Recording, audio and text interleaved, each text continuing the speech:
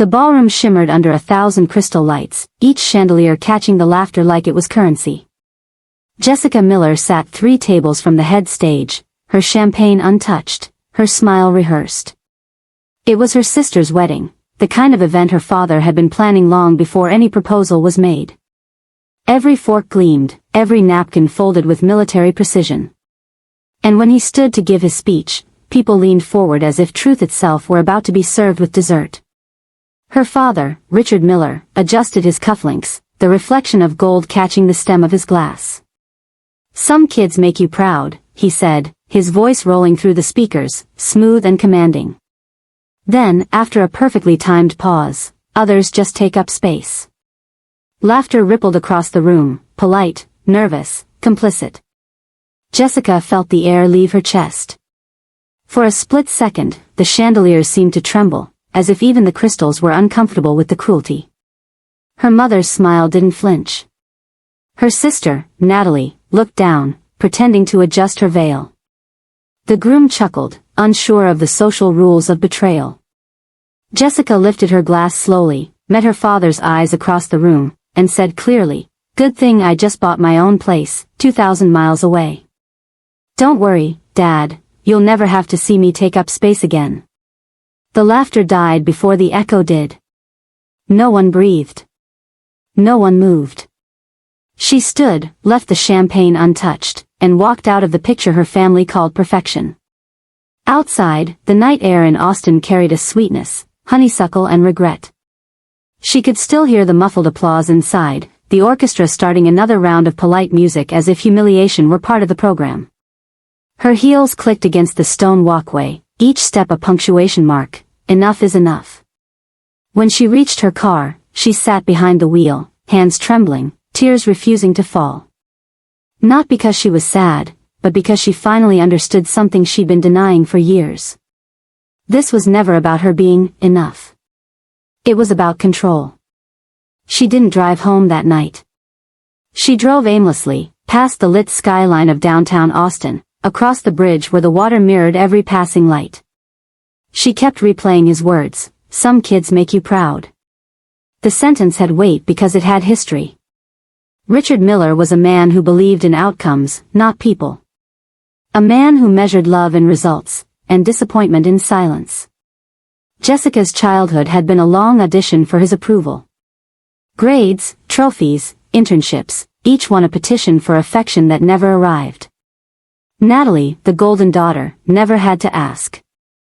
By the time Jessica turned 32, she had learned how to disappear without anyone noticing, a survival skill disguised as politeness. But that night, he made her visible again, not as a daughter, as a punchline. Back in her apartment, the wedding invitation still sat on the kitchen counter, cream cardstock embossed with, "The Millers joyfully invite you." Joyfully. She laughed out loud, a sound that came out cracked and bitter.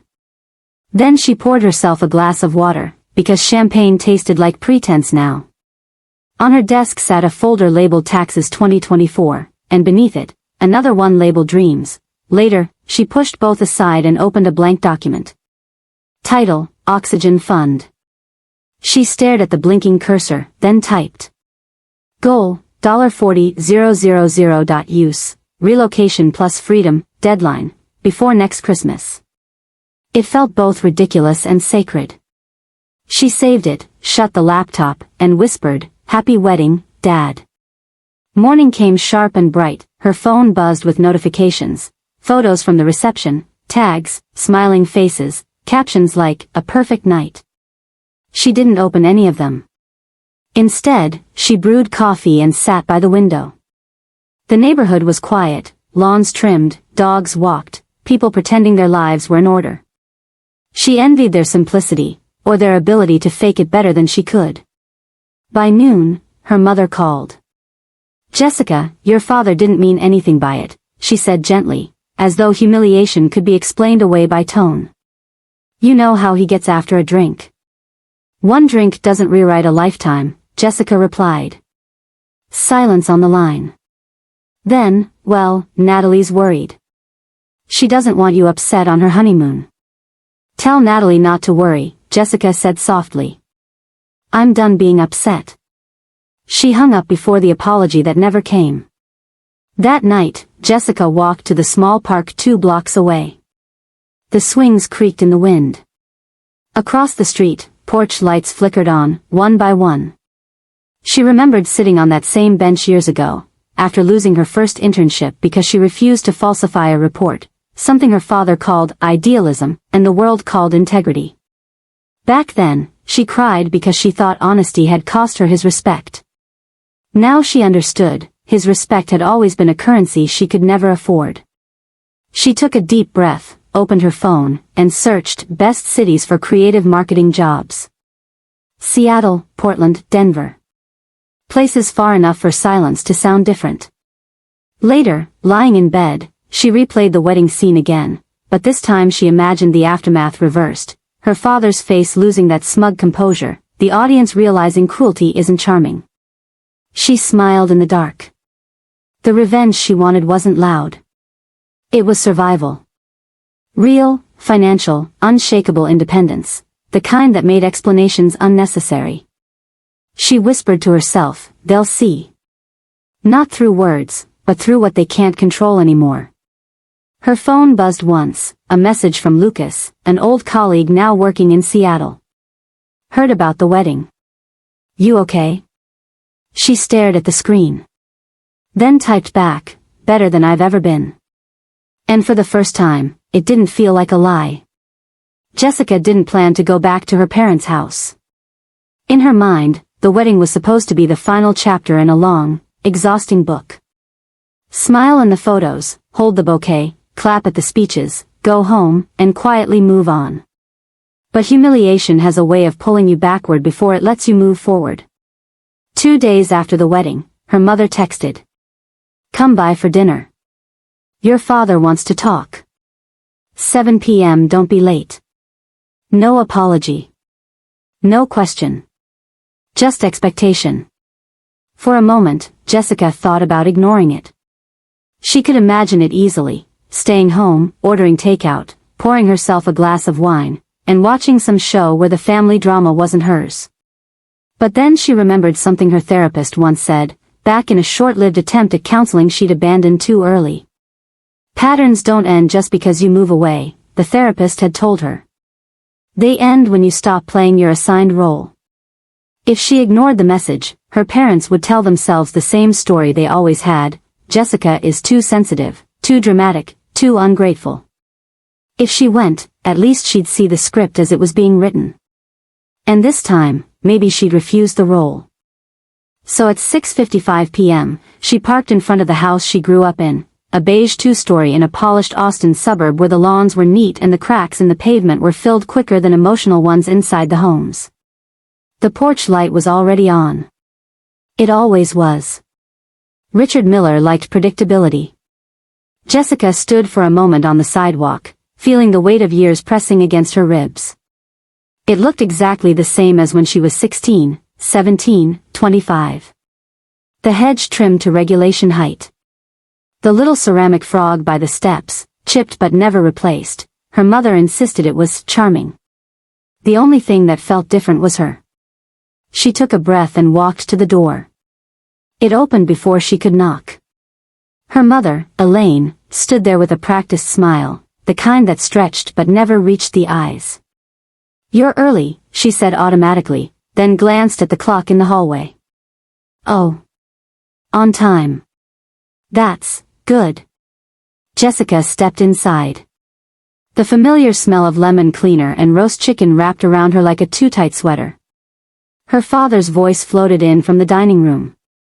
Is she here? In the hallway, Elaine called back. Take your shoes off, Jessica. You know the rules. The rules. She slipped off her shoes, lined them up perfectly with the others by the door, and felt a flicker of anger at how automatic the motion still was. The dining table was set, not fancy, but deliberate. 3 plates, not 4. A small detail that hit harder than any speech. Jessica paused in the doorway. Where's Natalie? On her honeymoon, of course, Elaine replied briskly, as if it were a foolish question. This conversation doesn't concern her. Of course it didn't. The golden child didn't have to sit through damage control. Richard sat at the head of the table, laptop open, glasses low on his nose. He didn't stand up. He didn't even close the laptop. "You made quite an exit the other night," he said, eyes still on the screen. "Yeah," Jessica replied. "I thought I'd give you a real story to tell." Elaine sighed, sitting down opposite him. "Can we not start like this?" "Sit, Jessica." She did, but not at her usual spot. Growing up, she'd been assigned the seat at the far right, closest to the kitchen, easiest to get up and clear plates. Tonight, she took the chair directly opposite her father. His eyebrows lifted a fraction. A tiny, almost imperceptible sign that he'd noticed. Good, she thought. Notice this. For a few moments, they ate in silence, the clink of cutlery almost comically loud. Finally, Richard closed the laptop with a soft click. "What were you thinking?" he asked. Jessica set her fork down. "At what point?" He leaned back, folding his arms. "Turning my speech into a scene. Making it about you. Walking out in the middle of your sister's wedding like some protest." She stared at him. "You publicly called one of your children a waste of space." "I didn't say that." "You implied it," she said quietly. "In front of your entire social circle. At a microphone." Richard gave a small, dismissive wave. It was a joke. Everyone knew that. Did they? Jessica asked. Because the room went pretty quiet. Elaine cut in, her voice calm but sharp. "Your father works very hard to provide for this family, Jessica. He gives you girls everything. A home, support, stability. One little joke and suddenly he's the villain." It wasn't one little joke. It was years of comments wrapped in humor, each one carving a groove into her sense of worth. She'd heard this script before. "You're right," Jessica said, surprising them both. "He's not the villain." Richard blinked. "There you go," he said, mollified. "He's just the author," she added softly. "Of a story where only one daughter gets to be the hero." Elaine's mouth tightened. "That is not fair." "No," Jessica agreed. "It's accurate." Silence sat down at the table with them. There it was, the moment everything usually snapped back to normal. The point where, as a teenager, she'd swallow her anger and apologize for misunderstanding him. Where she'd say something like, "I know you love me, Dad," and wait for the pat on the head that never quite came. But tonight, she felt nothing but a cool, steady clarity. She was done negotiating the terms of her worth. Richard cleared his throat. "We called you here because we're concerned. You've been reactive. Impulsive. We don't want you making decisions you'll regret." Jessica almost laughed. "Like what?" "Like running off somewhere out of spite," he said. "You threw out that line the other night about moving away. That's not serious. You have a job here. A support system. Health insurance. A shared account for emergencies." There it was. The control disguised as care. Jessica tilted her head. "The shared account is your favorite part, isn't it?" Elaine frowned. "What is that supposed to mean?" "It means," Jessica replied, "you've built a system where my stability passes through your approval first. If I need help with a car repair, I ask you. If I have a medical bill, I justify it. If I want to move, I explain why it's not a phase. That's how families work," Richard said. "We share resources. We make sure no one does anything reckless." "But you do it with strings," Jessica said softly. "Invisible ones. So when you pull, I choke." Elaine's voice dropped, warning in every syllable. "Watch your tone. Tone.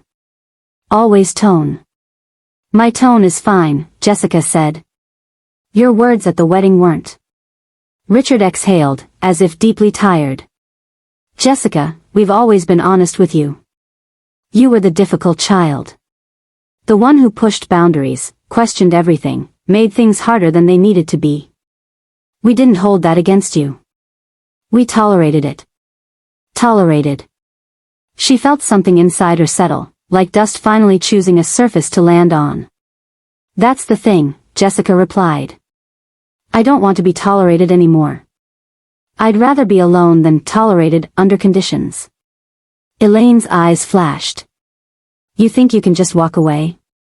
Do you know what it costs to live out there on your own? You're not Natalie, you know. You don't have a husband to fall back on. There it was again, the hierarchy spoken out loud. You're right, Jessica said. I don't have a husband. I have something better. Richard snorted. Oh. And what's that? My name on my own lease, she said. And the realization that I don't owe you proof of my usefulness anymore. The word surprised even her. But once they were out, the room felt different, like someone had finally opened a window. Richard's jaw clenched. Don't be dramatic, Jessica. No one said you were useless. You said I was taking up space, she replied. It was a joke, he insisted again. It was a confession, she corrected, standing slowly. And I heard you clearly. Elaine stood up too, hands braced on the table. Where are you going? Home, Jessica said. To my apartment. Not to that roll at your table. Sit back down, Richard ordered, slipping effortlessly into his boardroom voice. We're not finished. Yes, Jessica replied, picking up her bag. We are. For the first time in her life, she walked away from that table without waiting for permission. In the hallway, she glanced at the family photos lining the wall, Natalie's graduation, Natalie's first car, Natalie's engagement party. In most of them, Jessica stood at the edge of the frame. Not excluded, not embraced, just there. Taking up space. She paused at one photo, a rare one where she was at the center. 8th grade, science fair. First place ribbon. She remembered that day vividly. She'd worked for weeks on the project, building a model ecosystem with moving parts. Her father had looked at the ribbon, nodded once, and said, "Good. That's the kind of thing that might make colleges notice you. Don't let it go to your head. No, I'm proud of you. Just, don't get used to it." She lifted the frame from the wall, studied it for a second, then put it back down. She didn't need physical evidence of a life spent trying to be visible. She stepped outside. The air felt thicker, the Texas heat pressing against her skin like a warning. Her phone buzzed. A new message from Lucas. Still up for that call about Seattle? I've got some info on openings out here. Jessica looked back at the house. Through the curtains, she could see her parents' silhouettes moving in the dining room, probably rewriting the dinner into another story where she was the difficult one, the ungrateful one, the unstable one. She typed back. Yes. Tell me everything. That night in her apartment, she opened the Oxygen Fund document again.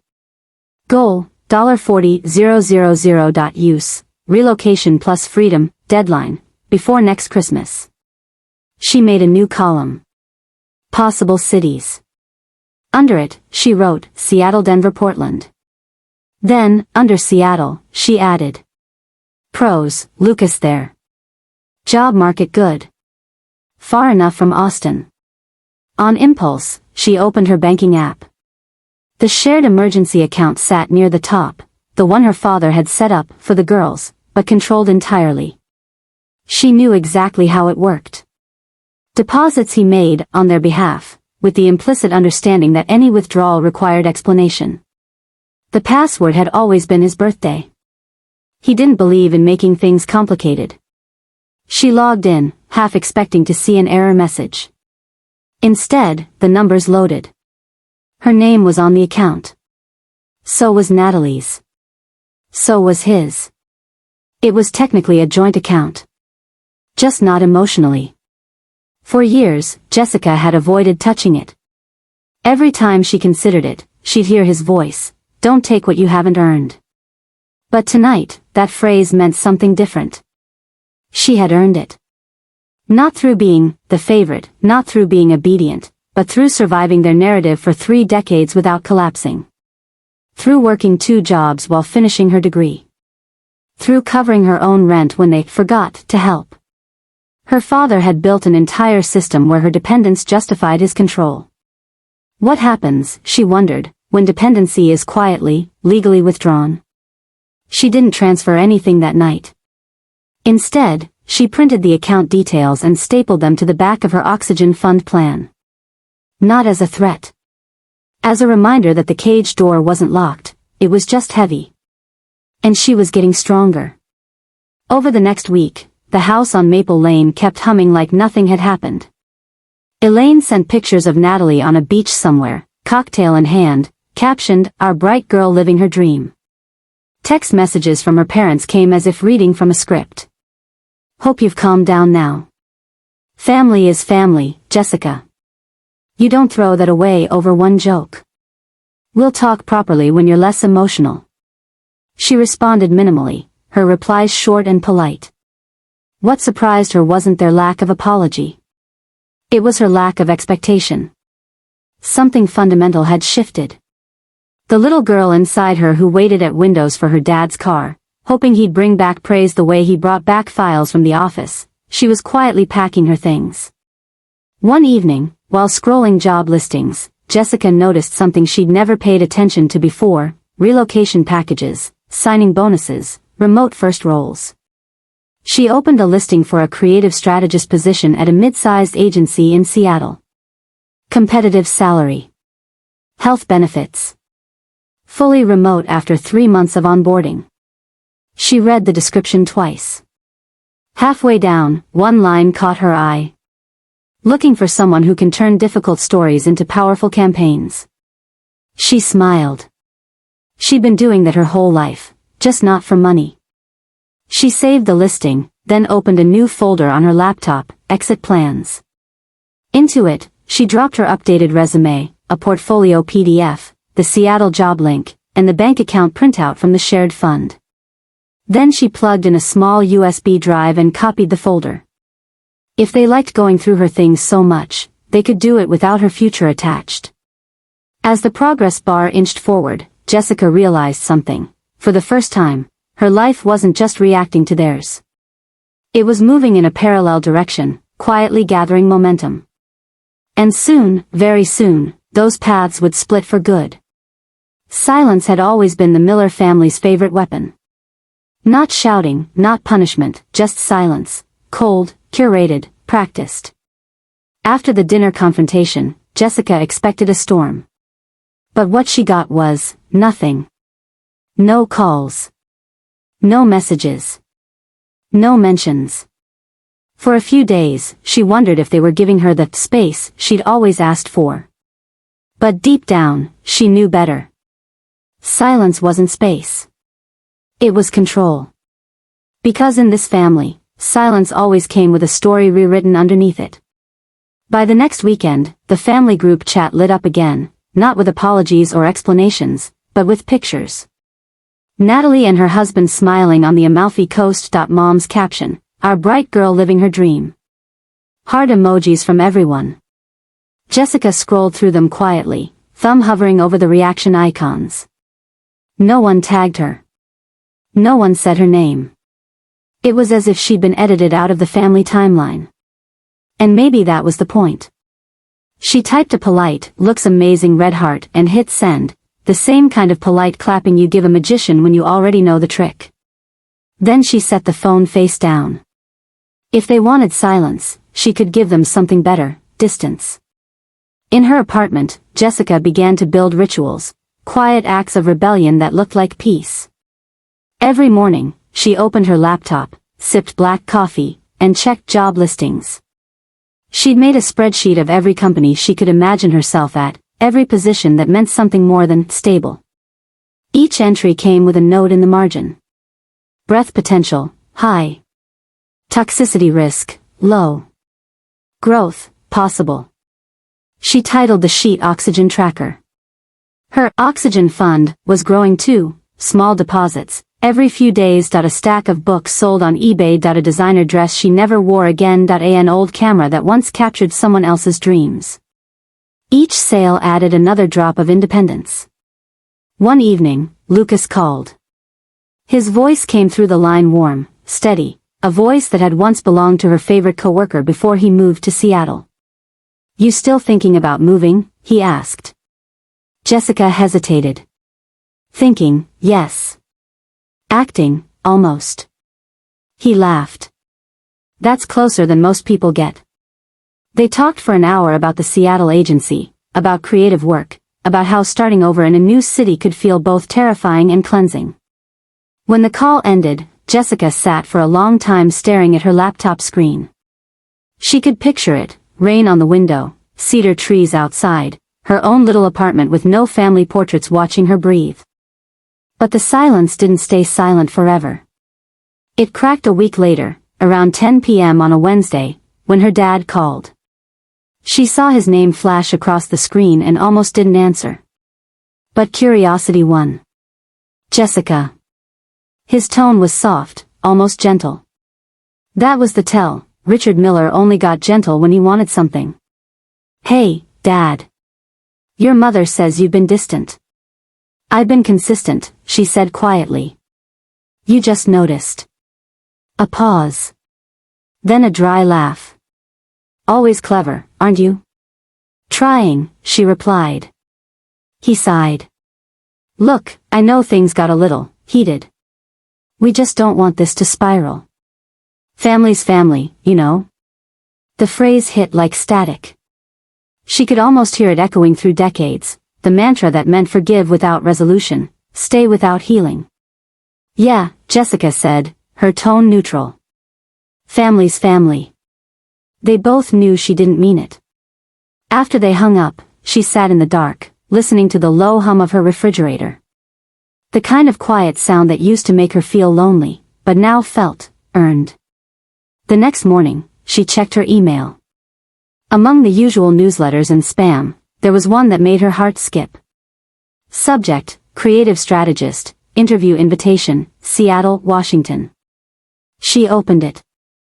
"Dear Jessica Miller, we were impressed with your portfolio and would like to invite you to a first-round interview next week via video called The Archer and Bloom Team." Her throat tightened. This was it, the first door cracking open.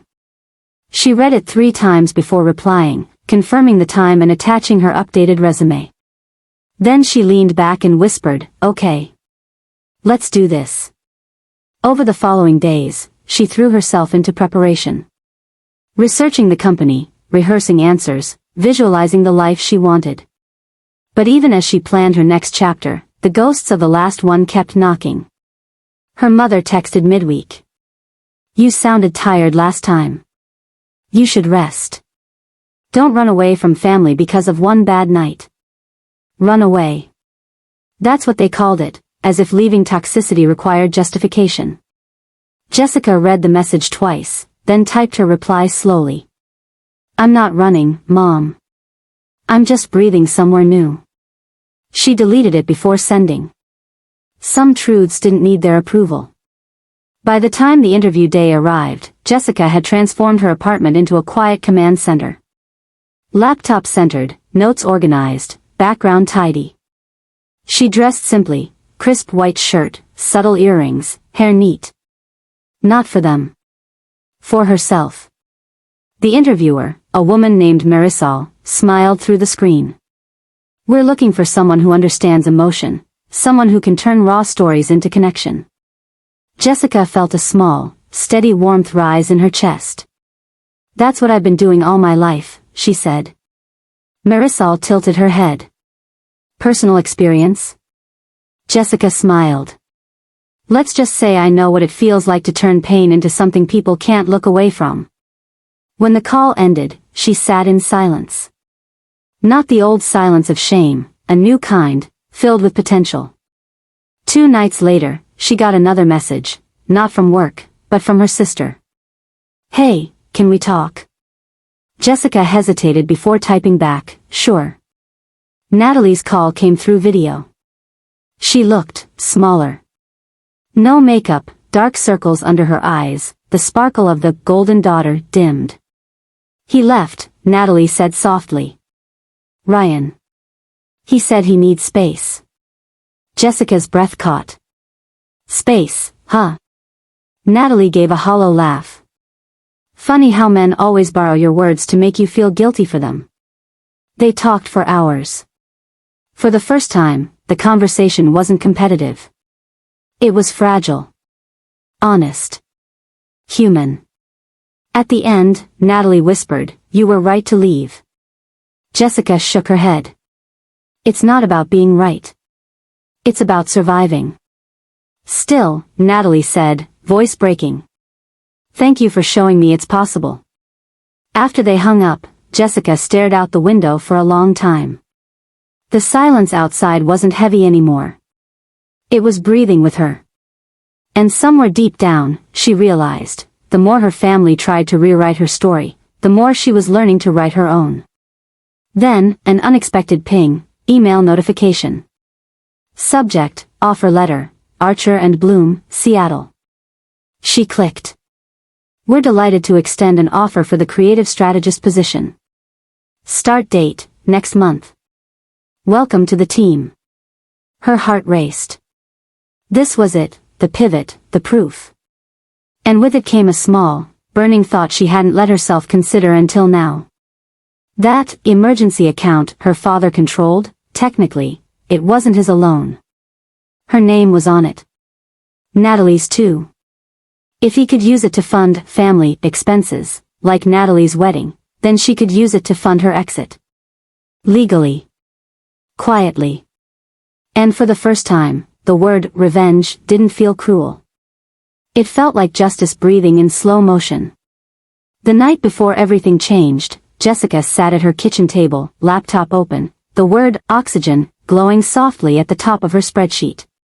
It had started as a symbol, a reminder that freedom was measured not in distance but in breath. Now it had become a plan. Each row on the sheet carried a piece of her rebuilding. Selling old things, freelance contracts, flight research, rental estimates, bank account details. The total cell flickered in green, $37,842. She exhaled slowly. 3,000 more, and she'd hit the number she'd promised herself, the amount she believed it would take to start over without a single borrowed cent from anyone named Miller. But even that last gap wasn't the point anymore. The real breakthrough was invisible. She no longer wanted her father's approval. She wanted his irrelevance. It was late, after midnight, when her phone lit up. Lucas. Couldn't sleep. You ready for Seattle? Jessica smiled, typing back. Almost. I'm close. You'll do fine. I told my boss about you. He said anyone who can survive Texas politics at the dinner table can survive any client meeting. She laughed quietly that if only he knew how literal that was. They chatted for a bit, casual things, work, the weather, how Austin heat felt like punishment and Seattle rain felt like forgiveness. When the call ended, Jessica closed her eyes, imagining that rain. And for the first time in years, she could breathe without guilt. The next morning, she drove across town to close her P.O. box, one of the many loose ends she was quietly cutting. The clerk asked for her ID, smiled politely, and slid a final envelope across the counter. Inside, a bank statement. The joint account. She hadn't requested it, but there it was, fate's little nudge. The top line made her freeze. Available balance, $112,400. She stared at it for a long time. The account had always been called the Family Emergency Fund. That was her father's euphemism for control, a way to decide which emergencies counted. Natalie's wedding? Approved. Dad's golf trip under networking expenses? Approved. Jessica's car repairs after a hit and run? Let's discuss your spending habits. Every time she looked at that number, she saw years of manipulation wrapped in generosity. But now, seeing her name printed right beside his, something in her clicked. Joint ownership. Not a gift. A right. She didn't have to steal anything, she just had to stop apologizing for what was legally hers. That evening, she sat at her desk, fingers hovering over the keyboard. Her plan was simple. Transfer only the portion deposited under her name, documented through her pay slips and years of contributions. Move it into her private account, the one labeled Oxygen. Close her link to the joint fund completely. No confrontation.no drama, just mathematics. She opened the banking app. Each click sounded louder than it should have, her pulse in her ears, her breath steady, deliberate. She typed in the amount, $42,600. Half of her contributions.no more, no less. Then she pressed transfer. A small spinning wheel appeared, turning for what felt like forever, then a green checkmark blinked onto the screen. Transfer successful. Jessica leaned back in her chair, feeling nothing at first.no rush of adrenaline, no thrill. Just quiet. The kind of quiet that comes after pulling the plug on something that's been draining you for too long. She checked her new balance, $80,400. Freedom had a number now, and it was more than enough. The next morning, she woke to sunlight streaming through half-open blinds, the kind of light that didn't ask permission to enter. She made coffee, logged in again to confirm the transaction, and then, with a calm hand, selected close account on the joint fund. A small prompt appeared. This action cannot be undone. Are you sure? She smiled. Yes, she whispered. I'm sure. One click, gone. It was all legal, every cent traceable to her income, her name, her time. But she knew her father would see it differently. He'd see it as rebellion.as, betrayal.as, an ungrateful child, taking what wasn't hers. And that, she thought, was the beauty of it. For once, her truth and his story didn't have to agree.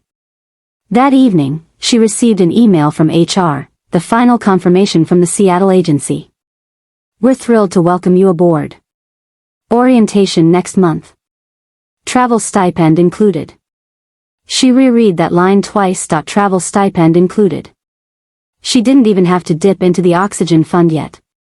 Her entire escape was now self-sustaining. She printed the email, slid it into her next chapter folder, and then took out a small post-it note. In black ink, she wrote 3 words. No permission needed. She stuck it to her mirror. For years, she'd stared into that mirror asking, what's wrong with me? Now, it reflected a woman asking, what's next? A week later, she received a text from her mother, sweet, casual, dangerous.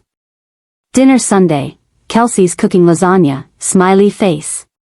The smiley face was the red flag. Her mother never used emojis unless she was trying to soften a blow.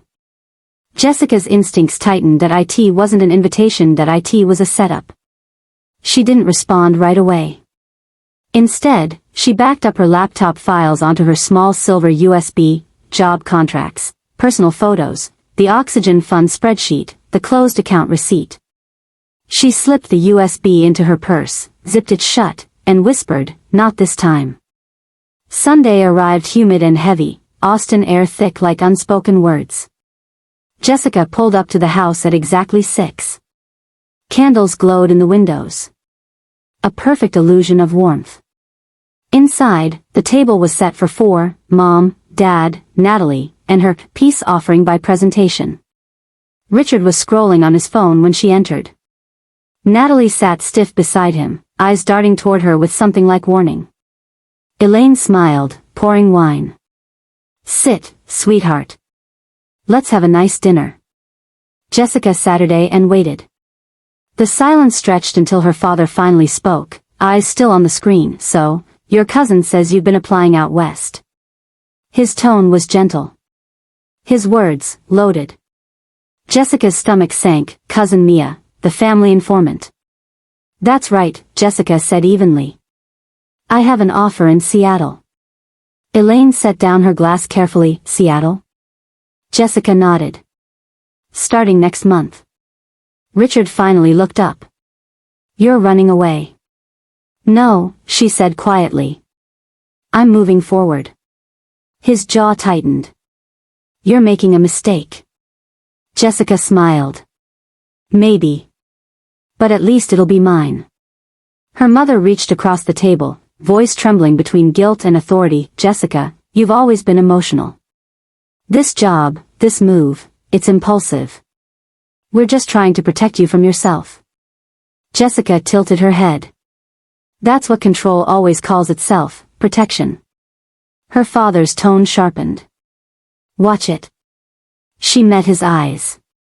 Calm, you can't rewrite what you did, Dad. You can't unsay those words. You can't unspend the years I spent trying to earn love that was already pre-assigned. Enough. No, she said, her voice steady. Enough was 10 years ago. This, she gestured around the table, this is closure. The room went still. Natalie's eyes glistened, but she stayed quiet. Jessica reached for her purse, stood, and said, dinner was lovely. Then she paused at the door. Oh, by the way, she added softly, you might want to check the joint account. Richard frowned. Why? I closed it. He blinked, unsure he'd heard right. You what? Relax, Jessica said. Everything was mine legally. You can confirm with the bank. Her mother gasped, her father's face darkened. That money was for emergencies, he said through clenched teeth. She smiled faintly. Exactly. And I finally treated myself like one. Then she turned the knob and walked out. Outside, the summer night hummed with cicadas. The air smelled like rain on asphalt. She didn't look back. Her phone buzzed once. A message from Lucas. Still coming to Seattle? Jessica typed back. Flight booked. She dropped her phone into her bag and exhaled. For the first time in her life, she wasn't running from anything. She was walking toward air. It began with a voicemail, short. Clipped. Familiar. Jessica, your mother and I need to see you. Sunday at 6. No excuses. The tone was the same as when she was 10 and had spilled paint on his briefcase, authority wrapped in politeness. For a moment, she considered deleting it. She could ignore them, fly to Seattle earlier, let the message expire in digital dust, but she knew Richard Miller well enough to understand that silence wouldn't end the story. He'd hunt for an ending that made him the author again. So she decided to give him one, just not the ending he expected. Sunday evening, the sky hung low and orange over Austin. The humidity clung like an argument that refused to cool. Jessica parked across the street, engine idling for a moment while she watched the windows glow. Through the sheer curtains, she could see figures moving, 2 parents rehearsing their lines. She checked her bag, phone charged, USB backup secure, documents folder inside. Not out of fear, out of habit. She was done walking into their house unarmed. The front door opened before she knocked. Elaine smiled too wide. Come in, sweetheart. We just want to talk. The smell of lasagna and expensive candles hit her at once, the scent of performative peace. At the table sat Richard, phone face down for once, hands folded like a judge waiting for testimony. Natalie was there too, hair pulled back, eyes tired. She didn't look at Jessica directly, but her fingers fidgeted with a napkin, a quiet warning. Sit, Richard said. Jessica did. No wine. No appetite. Just silence. Finally, he spoke. You closed the account. It wasn't a question, more like a verdict. Yes.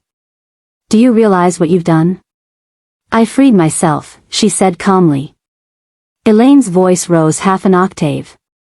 That money was for family emergencies. Jessica met her eyes. I was the emergency. Richard leaned forward, hands flat on the table. You took money you didn't earn. Really? She tilted her head. Because those were my contributions, my paychecks, my transfers, my name on every deposit line. I checked the records. I earned every cent. He blinked. You went through the records? Transparency is a beautiful thing, she said. The muscles in his jaw ticked. You've always been defensive. Always looking for a fight. No, Jessica answered, voice steady. I just stopped losing them by default. Elaine slammed her hand down, silverware rattling. Enough. We're your parents. You owe us respect. Jessica stood slowly, not angry, measured. Respect isn't a loan, Mom. It's a return on kindness. You stopped investing years ago. The room went still. Natalie's eyes filled but she didn't speak. Richard rose, too. Tall, rigid. You think you've won? You think walking away makes you powerful? No, Jessica said. Walking away makes me free. He pointed a finger at her, that old gesture that used to shrink her as a child. Don't walk away from this family. She took a breath, deep, clear, final. You walked away first, she said softly. You just did it slowly and called it leadership. Then she picked up her bag. No tears, no trembling. Behind her, Elaine's voice cracked. Jessica, if you leave now, don't expect to come back. Jessica paused at the door. Then I guess this is the last time you'll see me take up space. And with that, she walked out into the Texas night. Outside, the air was thick with heat and relief. She sat in her car, hands on the wheel, and laughed once, a quiet, shaky sound that felt like oxygen rushing into lungs and used to breathing. Her phone buzzed. Natalie's name. They're furious. Mom went through your laptop when you were inside. She found the oxygen file. Please don't go back. They want to fix it. Doors locked. Jessica closed her eyes, exhaled. Thank you, she whispered. I'm proud of you, Natalie typed back. She stared at the screen until the words blurred. That simple sentence meant more than all the speeches her father had ever given. Back at her apartment, Jessica packed quietly, no panic, no haste, just decisions. 2 suits, 3 shirts, 1 pair of jeans that felt like freedom, her USB, her documents, her mirror note, no permission needed. At 4 a.m., she closed the suitcase, zipped it shut, and stood in the dim light. The city outside was still sleeping. But for once, she was awake in every sense that mattered. Before sunrise, she drove to the airport. No farewell texts, no drama. Just a ticket, a carry-on, and a calm heart. As the plane taxied, her phone buzzed one last time, a message from Richard. Don't make choices you can't undo. She typed back but didn't send it. Some choices are the undoing we needed all along. Then she deleted it entirely. The engines roared. The runway blurred. And as the plane lifted through the clouds, Jessica whispered to herself the words that had once been an insult but now felt like a promise. Then watch me take all the space I need. Seattle greeted her with rain, not a storm, not thunder, just a steady, whispering drizzle that felt like permission to start again. Jessica stepped out of the cab, suitcase in one hand, folder in the other. The street smelled of cedar and espresso. The apartment she'd rented was small, a studio on the 3rd floor with a cracked balcony railing and a view of the Sound if you lean just right. But it was hers. No rules taped to the fridge, no lectures echoing down the hall, just air. She unlocked the door, wheeled her bag inside, and exhaled. For the first time in years, the silence didn't mean danger. It meant ownership. The next few days moved in soft rhythm, new job paperwork, HR forms, grocery lists, small routines built from scratch. The first morning she made coffee, she caught herself waiting, for a comment, for someone to tell her how she was doing it wrong. Nothing came. Just the hiss of the kettle and the sound of rain against glass. Freedom, she realized, is quiet work. On the 4th day, her phone buzzed. Unknown number, she almost ignored it but curiosity won. Ms. Miller? Yes. This is Carla Reyes from Frost and Ash Bank in Austin. Just confirming that the closure of the joint account has been processed. Everything appears in order. Jessica froze. In order? Yes, ma'am. We reviewed the transaction trail per your request, all transfers linked to your income. No discrepancies. A breath she didn't realize she'd been holding left her chest. Thank you, she said. Before hanging up, Carla added, your father called earlier requesting details, but privacy law prevents us from sharing any account history without your consent.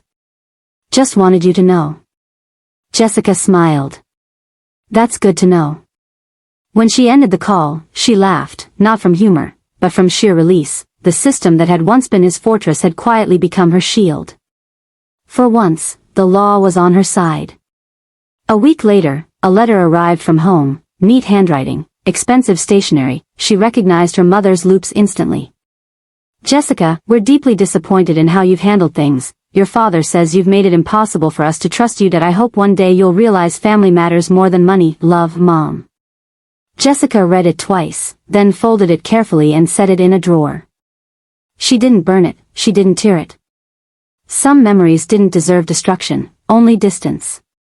At work, things clicked faster than she expected. Her new team at Archer and Bloom welcomed her with genuine warmth, not forced smiles, not corporate charm. Her supervisor, Marisol, stopped by her desk on the third day. Jessica, your campaign draft? It's real. That's rare here. Jessica smiled. It's based on real people. Marisol tilted her head. Anyone you know? Jessica met her gaze. Everyone I used to. They both laughed softly, and Marisol moved on, leaving Jessica to her screen, to a line she just typed for a client's ad but that suddenly read like autobiography. You can't measure worth in approval. Only in breath.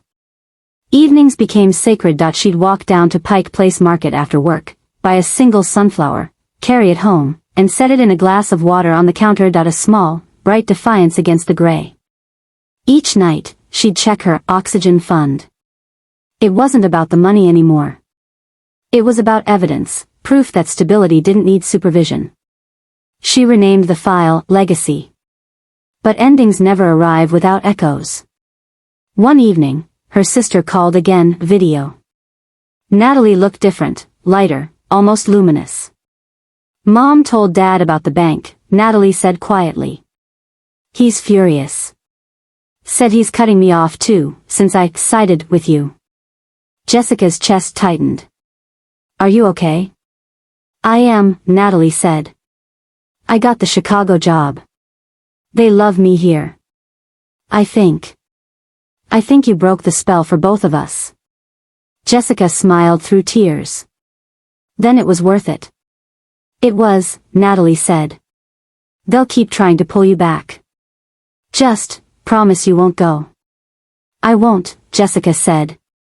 There's nothing left to return to. Just people who mistake control for care. Natalie nodded. Still, there are parents. Jessica thought for a moment. Then maybe the kindest thing we can do is stop letting them rehearse the same play. Weeks turned into a month. Work thrived.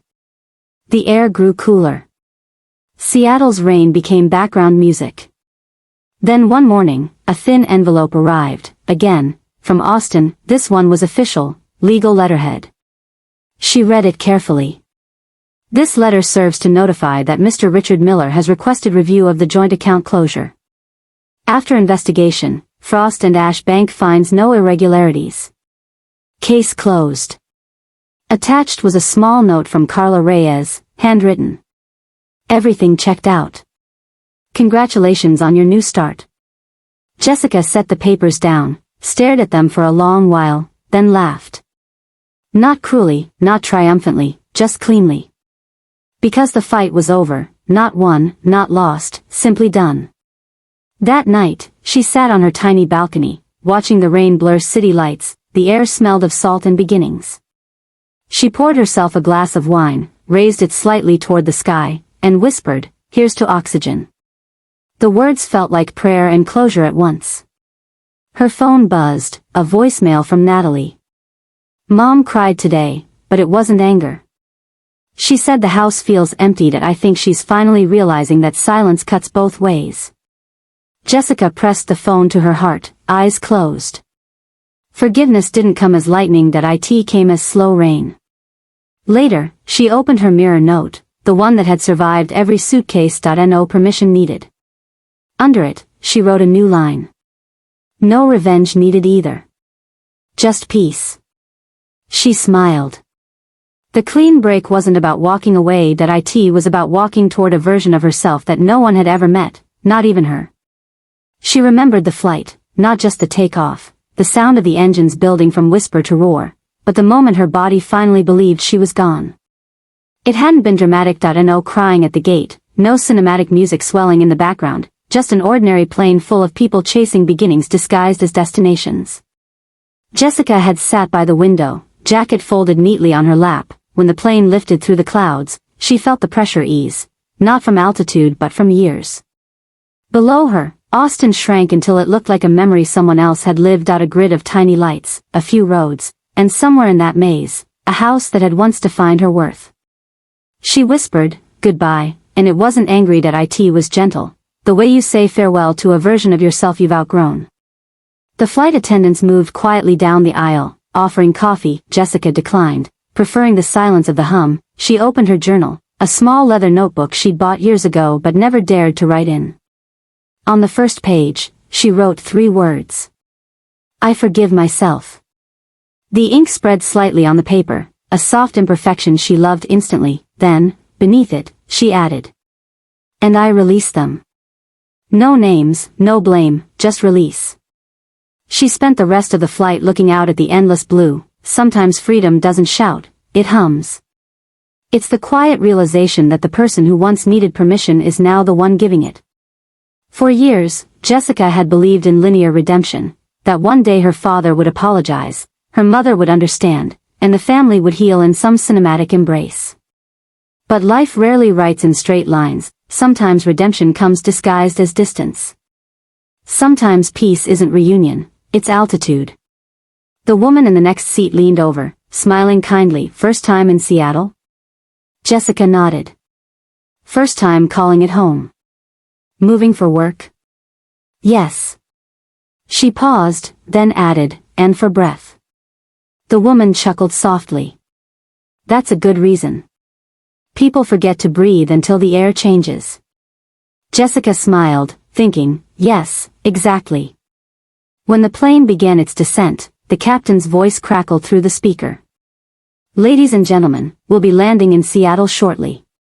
Current temperature 55 degrees, light rain. Welcome home." Home. The word hit differently this time. It wasn't a place filled with pictures or proof. It was an internal geography, a location she carried beneath her ribs. She closed her eyes as the wheels touched down, and for the first time in her adult life, she didn't flinch at the unknown. Baggage claim was its usual chaos, suitcases tumbling, people reuniting, voices blending into airport static. Jessica moved slowly, deliberately. No one waiting for her, no one tracking her arrival. Freedom, she realized, often looked like anonymity.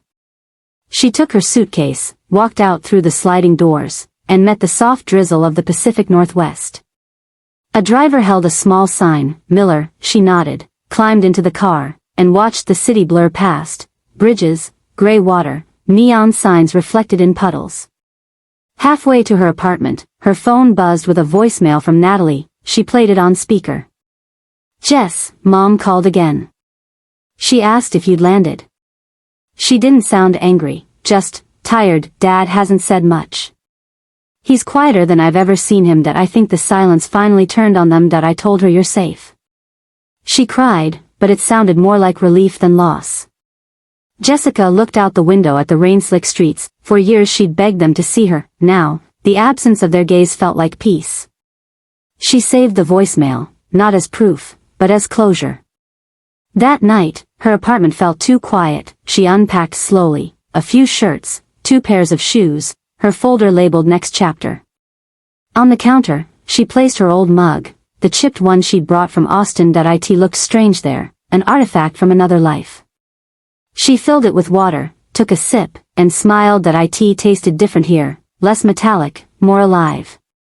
Before bed, she stood by the window. The rain had softened to mist, city lights flickering below like a heartbeat. She spoke softly into the glass reflection. "Some kids make you proud," she said, echoing her father's cruel toast, then smiled gently. "Others just make it out." And for the first time, that sentence didn't sting. It sang. Because making it out wasn't failure. It was the only kind of success that mattered, the kind you could breathe in.